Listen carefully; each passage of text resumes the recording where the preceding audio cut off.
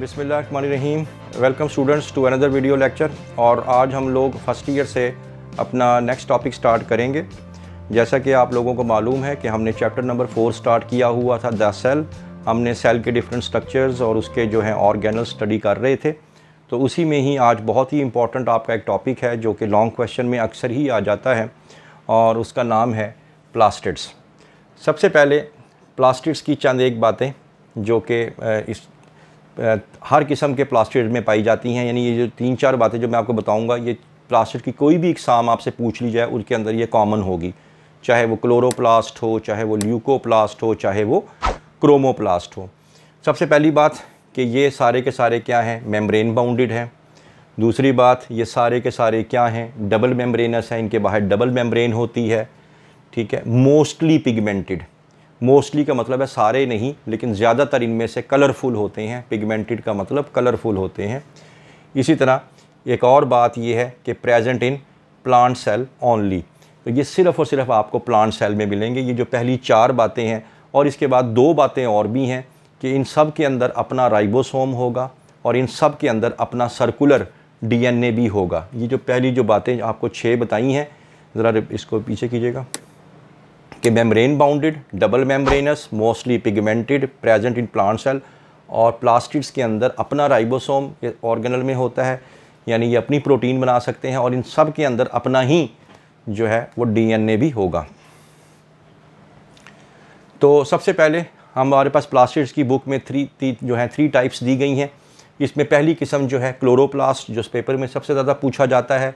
Again वही वाली बात आ गई कि ये साइटोप्लाज्मिक ऑर्गेनल है, इन प्लांट सेल होते हैं, मेम्ब्रेन बाउंडेड होते हैं, डबल मेम्ब्रेनस होते हैं, पिगमेंट, और इनका कलर जो है ग्रीन पिगमेंट इनमें मौजूद होता है, जिसको हम लोग क्या कहते हैं, क्लोरोफिल। अब क्लोरोफिल क्या है?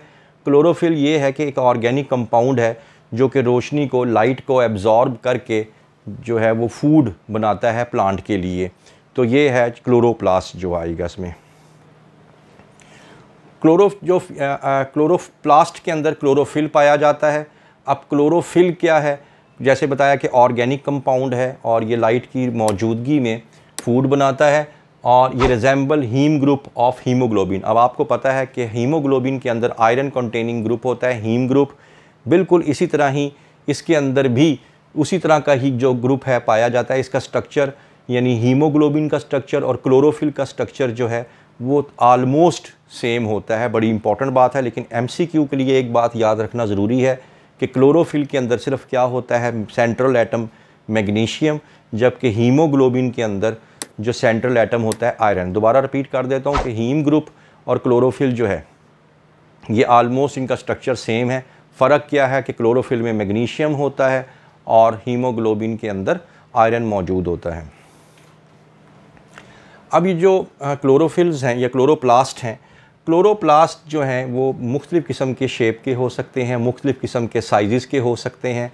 ये लाइन आपका MCQ बन सकता है कि जो क्लोरोप्लास्ट हैं इसका जो डायामीटर है वो 4 to 6 जो है माइक्रोमीटर इन डायामीटर है। कंपाउंड माइक्रोस्कोप में देखेंगे तो स्मॉल ग्रैन्यूल्स, छोटे छोटे साइटोप्लाज्म में आपको दाना नुमा स्ट्रक्चर नज़र आएंगे। लेकिन अगर आप इसको इलेक्ट्रॉन माइक्रोस्कोप में देखेंगे तो इसको डिफरेंट करने नज़र आएगा। जैसे ये देखें, ये आ गया हमारे पास क्लोरोप्लास्ट का स्ट्रक्चर। क्लोरोप्लास्ट के स्ट्रक्चर में अगर आप लोग ये देखें, जैसे मैंने आपको कहा था कि ये डबल मेम्ब्रेनस होता है। ये डायग्राम अगर आप समझ लेंगे, टॉपिक खुद लिख सकते हैं। ये आउटर मेम्ब्रेन है, आउटर के बाद ये नीचे आ जाएगी इनर मेम्ब्रेन। तो ये आ गई आउटर मेम्ब्रेन और ये आ गई इनर मेम्ब्रेन। तो दोनों को मिला के हम लोग एनवेल्प भी कह सकते हैं। एनवेल्प का मतलब है लिफाफा, यानी बाहर वाली कवरिंग को हम बोलते हैं। इसके साथ साथ अगर आप देखें, यहाँ पे ये जो खाली जगह नज़र आती है, इसको हम लोग यहाँ लिक्विड भरा हुआ होता है, मुख्तलिफ़ किस्म के एंजाइम्स वगैरह यहाँ पे होते हैं। इस खाली जगह को बोलते हैं स्ट्रोमा। ठीक है, और हम लोगों ने ये जो आप लोगों को आटे की थैलियाँ नज़र आ रही हैं, आटे की थैलियाँ मैंने जान के कहा ताकि याद रहें, ताकि थैले से याद रहे कि ये जो एक मेम्ब्रेन बाउंड स्ट्रक्चर है इसको बोलते हैं थैलाक्वाइड। तो थैली से याद आ गया थैलाक्वाइड। तो ये थैलियाँ जो हैं एक दूसरे के ऊपर पड़ी होती हैं इस तरह करके, और ये एक ढेरी बना देती हैं, और इस पूरी की पूरी ढेरी को हम लोग ग्रैनम बोलते हैं। जैसे ये एक ढेरी है, एक ग्रैनम हो जाएगी, ये एक ढेरी है, ये ग्रैनम हो जाएगी। तो हम कह सकते हैं कि a granum is composed of many thylakoids. ठीक है, तो ये एक थैली जो है, आटे की थैली को आपने थैलाकॉइड बोलना है, इसको भी थैलाकॉइड बोलना है, इसको भी थैलाकॉइड, इसको भी थैलाकॉइड। तो जब सारे थैलाकॉइड की एक ढेरी बन जाएगी तो एक ढेरी को आपने कहना है ग्रैनम। और अगर एक से ज़्यादा ढेरियों की बात करेंगे तो फिर ये जमा में आ जाएगा, तो ढेरियाँ हो जाएंगी, ग्रैना बोलेंगे इसको। अब ये जो थैलाकॉइड है, जैसे एक थैले को नाम दिया गया, इसके अंदर जो खाली जगह होती है इसको हम लोग थैलाकॉइड ल्यूमेन कहते हैं। ल्यूमेन का मतलब होता है खाली जगह। तो ये आप लोगों ने इसमें ये चीज़ें बता देनी है। तो ये दो चीज़ें हो गई, आउटर मेम्ब्रेन, इनर मेम्ब्रेन, दोनों को मिला के बोला इन्वेलप। एक थैली को बोला थैलाकॉइड, ढेरी को बोला ग्रैनम, और ग्रैनम जो है कई ढेरियों को बोला ग्रैना। और इनके दरमियान में दो ढेरियों को जोड़ने वाली भी मेम्ब्रेन्स होती हैं और इनको बोलते हैं इंटरग्रैना। इंटर का मतलब क्या होता है, इन बिटवीन। तो दो ढेरियों के दरमियान जो ये मेम्ब्रेन्स हैं इनको इंटरग्रैना बोलते हैं। तो एनवेलप आप लोगों ने देख लिया। स्ट्रोमा बता चुका हूँ, अगर आप बैक लेके जाएं। स्ट्रोमा खाली जगह को क्या बोलना है, स्ट्रोमा, इसमें फ्लूइड भरा हुआ होता है, मुख्तलिफ़ किस्म के एंजाइम्स, और यहाँ पे मुख्तलिफ़ किस्म के जो रिएक्शंस हो रहे होते हैं। नेक्स्ट, स्ट्रोमा क्या है, फ्लूइड सराउंड्स थैलाकॉइड, जो कि थैलियों के इर्द गिर्द जो फ्लूइड है। इसके अंदर स्ट्रोमा में क्या कुछ होता है, प्रोटीन्स होते हैं, जैसे बताया था आपको, सर्कुलर डीएनए होता है, राइबोसोम होता है, carbon dioxide convert glucose. Very important line है ये, कि ये ज़रा बैक कीजिएगा। तो इसमें यही वो जगह है स्ट्रोमा। अगर पूछ लिया जाए कि कहाँ पे ग्लूकोज एक्चुअल में बनती है, तो वो ये स्ट्रोमा ही वो जगह है जहाँ पे बनती है ग्लूकोज। और इसका अपना डीएनए है, मैं शुरू में बता चुका हूँ, इसका अपना राइबोसोम होता है। लिहाजा ये एक सेल्फ रेप्लिकेटिंग ऑर्गेनल है, ये खुद डिवाइड हो सकता है और ये अपनी प्रोटीन खुद बना सकता है। नेक्स्ट, तो अगेन थैलाकॉइड बताया आपको, बोरियां। थैलाकॉइड आर फ्लैटेंड चिपटी वेसिकल्स होते हैं। ग्रैना एंड इंटरग्रैना, एक मैंने बताया आपको ढेरी को क्या बोलते हैं, ग्रैनम, कई ढेरियों को क्या बोलते हैं, ग्रैना, और दो ढेरियों के दरमियान जो मैंने आपको मेम्ब्रेन दिखाई थी उनको क्या बोलते हैं, इंटरग्रैना। ग्रैनम क्या होता है, जैसे मैंने बताया था, पाइल ऑफ थैलाकॉइड। अगर आप डायग्राम दोबारा दिखा दें, ग्रैनम ये देखें, पाइल ऑफ थैलाकॉइड, एक थैली, दूसरी थैली, तीसरी थैली, यानी थैलाकॉइड, तो एक ये क्या बन जाएगा, एक ग्रैनम बन जाएगा जी। तो वही चीज़ें वापस आ रही हैं। अच्छा, यहाँ पे एमसीक्यू बनता है आप लोगों का कि एक ग्रैनम में कम से कम कितने थैलियाँ हो सकती हैं या थैलाकॉइड हो सकते हैं, तो आप बता दें 50 हो सकते हैं या उससे ज़्यादा हो सकते हैं। दूसरा एमसीक्यू बन सकता है, अगर आपसे पूछ लिया जाए कि क्लोरोप्लास्ट में क्लोरोफिल कहाँ पे होता है, तो आप बताएंगे कि वो मौजूद होता है थैलाकॉइड मेम्ब्रेन पे। ज़रा रिवर्स कीजिएगा ज़रा। ये जो मेम्ब्रेन्स हैं, झिल्लियाँ हैं, इन झिल्लियों के ऊपर यहाँ पे क्लोरोफिल मौजूद होता है। इसी वजह से थैलाकॉइड आपको, ये जो थैली है ये आपको ग्रीन नज़र आती है। उसके बाद यहाँ पे आ गया, that's why granum appears green. Intergranum, ज़रा पीछे लेके जाइएगा दोबारा से, ये देखें इंटरग्रैनम, यहाँ पे क्लोरोफिल नहीं होता, लिहाजा इसका जो कलर है वो ग्रीन नहीं होता, तो नॉन ग्रीन पार्ट है।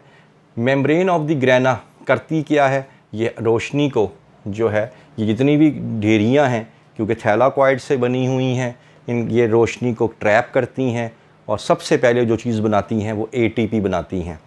तो एटीपी बनाती हैं और फिर इस एटीपी को क्लोरोप्लास्ट इस्तेमाल करते हुए ग्लूकोज बनाता है। तो लिहाजा, और वो ग्लूकोज मैंने आपको बताया कहाँ बनता है, वो बनता है स्ट्रोमा में। तो एटीपी के लिए थैलाकॉइड की मेम्ब्रेन्स इस्तेमाल होती हैं, लेकिन ग्लूकोज कहाँ बन रहा होता है, स्ट्रोमा के अंदर बन रहा होता है। It is a self replicating organelle. दूसरा है हमारे पास आ जाएगा क्रोमोप्लास्ट। क्रोमोप्लास्ट भी प्लास्टिड की सेकंड टाइप है। इसके अंदर आपने सिर्फ इतना बता देना है कि ये भी कलर देता है, लेकिन अदर देन ग्रीन, ये ग्रीन के अलावा जो कलर्स होते हैं, जैसे कि पेटल्स हो गए आपके फ्लावर्स रेड कलर के हैं, येलो कलर के हैं, तो ये उसकी वजह से, क्रोमोप्लास्ट की वजह से होते हैं। या दूसरा ये राइपेंड फ्रूट, ये जो फ्रूट्स के डिफरेंट खूबसूरत किस्म के कलर्स होते हैं, ये क्रोमोप्लास्ट की वजह से होते हैं। इसका बुनियादी जो फंक्शन होता है वो पॉलिनेशन के साथ होता है, यानी ट्रांसफ़र ऑफ पोलन ग्रेन्स, क्योंकि इन कलर्स को देख के फ्लाइज और बर्ड्स वगैरह आती हैं और जाते हुए पोलन ग्रेन्स को ट्रांसफ़र कर देती हैं, और साथ साथ डिस्पर्सल ऑफ सीड, और सीड को दूर दूर तक ये पहुंचा देते हैं ये जानवर जो हैं। लास्ट जो है प्लास्टिड की किस्म, इसको हम कहते हैं ल्यूकोप्लास्ट। ल्यूकोप्लास्ट वाहिद इस आपके कोर्स के अंदर प्लास्टिड के अंदर ये एक ऐसा ऑर्गेनल है जो कलरलेस है, तो इसका कलर नहीं होता। ये ट्राइएंगुलर हो सकता है, ट्यूबुलर ट्यूब लाइक हो सकता है, या किसी और शक्ल का भी हो सकता है। और ये आम तौर पे, बल्कि ये होता ही कहाँ पे है, underground part of the plants, यानी प्लांट के ऊपर वाले हिस्से नहीं बल्कि जो ज़मीन के नीचे होते हैं उनमें ये ल्यूकोप्लास्ट वहाँ पे उन सेल्स के अंदर ये मौजूद होता है। इसका फंक्शन सिर्फ यही है कि ये क्या करता है, स्टोरेज ऑफ फूड, यानी खुराक को ज़ख़ीरा करने के काम आता है। तो पहले वाला क्या था, फोटोसिंथेसिस कर रहा था, जिसको हमने नाम दिया क्लोरोप्लास्ट का। दूसरा क्या था, क्रोमोप्लास्ट, जो कि पॉलिनेशन और डिस्पर्सल ऑफ सीड में काम आ रहा था। और ये क्या करता है, ये स्टोरेज ऑफ फूड के तौर पे काम करता है। तो ये यहाँ पे आप लोगों का टॉपिक जो है वो एंड होता है। I hope that you have understood the lecture today. For more interesting videos please stay connected with us. Thank you very much.